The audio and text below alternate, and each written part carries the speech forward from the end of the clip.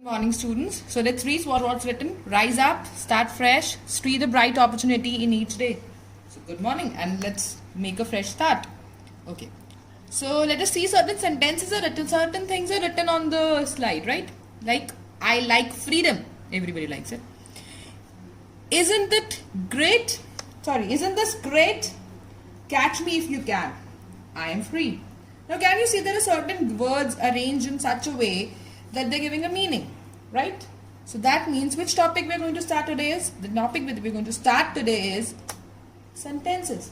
You have already done it. We're going to do a quick recapitulation of what you've already done, and then we're going to start with the conversion. Okay. Now is this clear? Now, what is a sentence? Sentence is a group of words with giving a complete thought or sense. The words that are arranged in such a way that give proper meaning, right? Say for example, we can see this example also given. Ram worked very hard. Now, see, it also mentions that a sentence must contain a subject and a verb. So Ram is the subject, doer of an action. And which action has been done? Working, right? Very hard. So Ram worked very hard. So it's a sentence, it's a group of words arranged in such a way that it's giving a meaning that Ram works very hard. Next, similarly, we have been given another example. Did you enjoy the party? Now again, I have a subject. You is the subject and enjoy is the verb.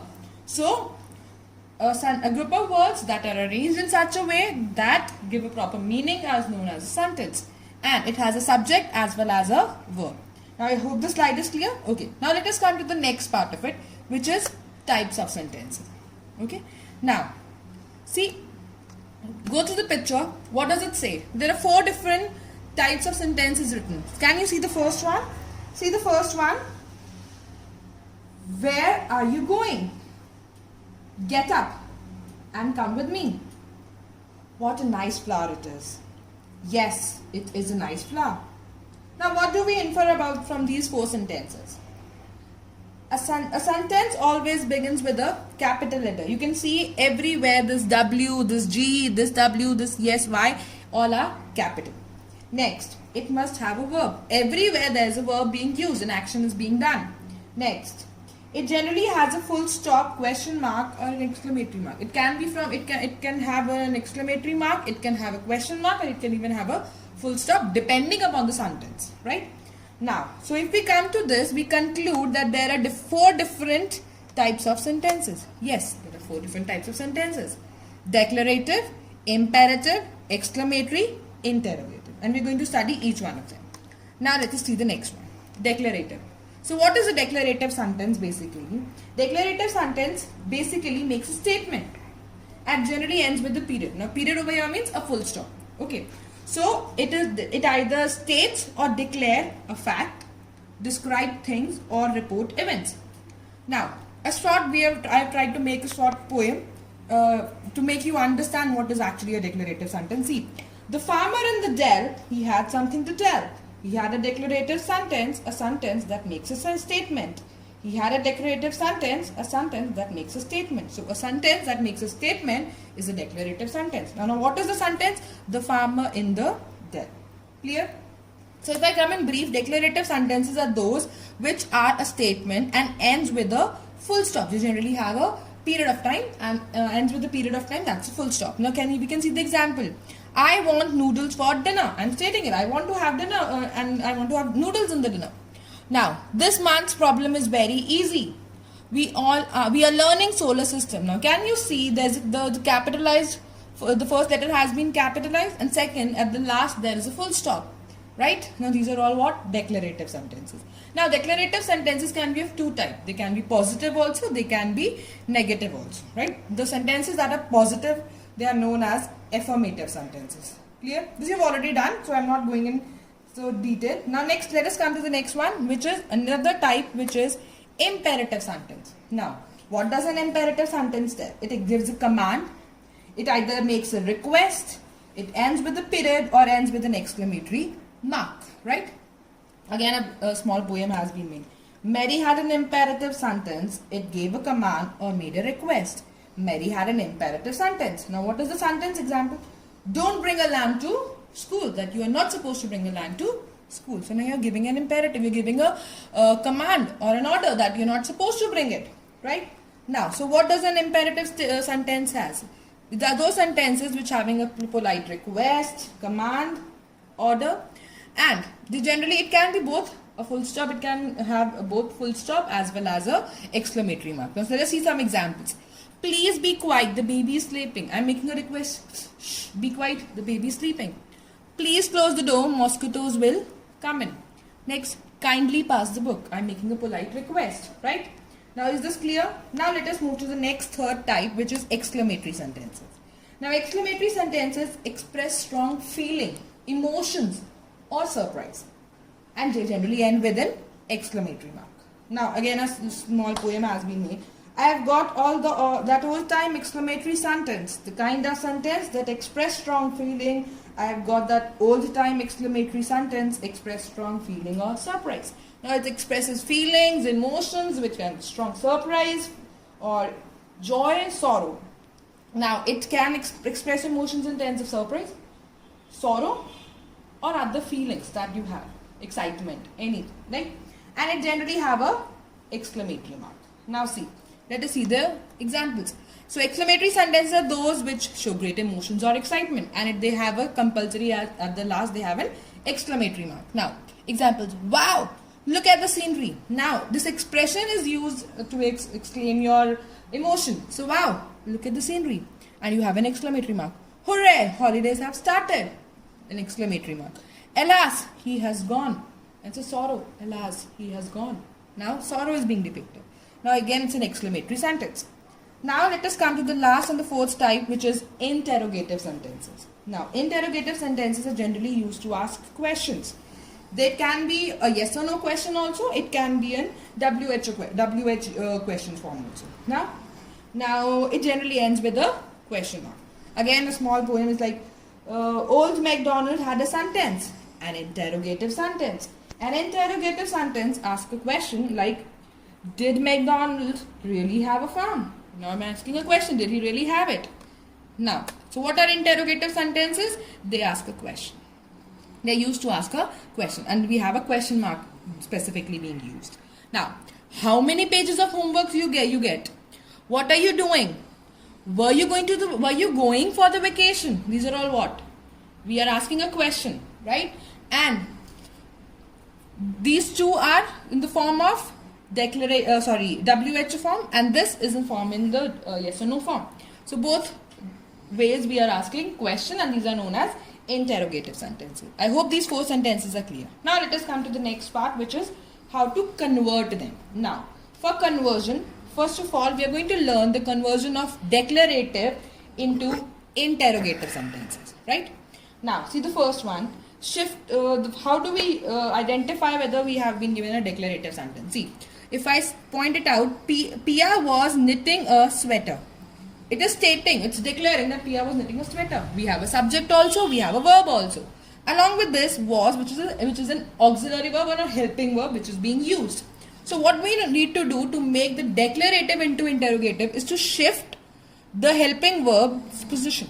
So it says shift the position of the auxiliary verb or the helping verb, right? So was is over here after the subject. Over here I am bringing it in the first position.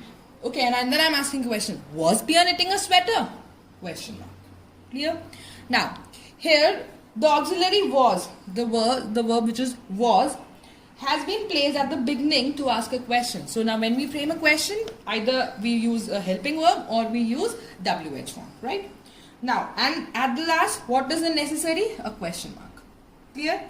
Now, suppose there are certain sentences which do not have any auxiliary verb. Now, see, if there is no auxiliary verb in a declarative sentence, we note, then at that time, we note the tense of the verb, whether it is in present, whether it is in past, whether it is in future. We identify the tense of the verb and then change accordingly. Now say for example, let us see the first example. Neha makes soup for her sister. Makes. There is no helping verb. Is, am, are, nothing, no helping verb has been used. But makes is, make is the verb, and along with it we have S. So it is which tense?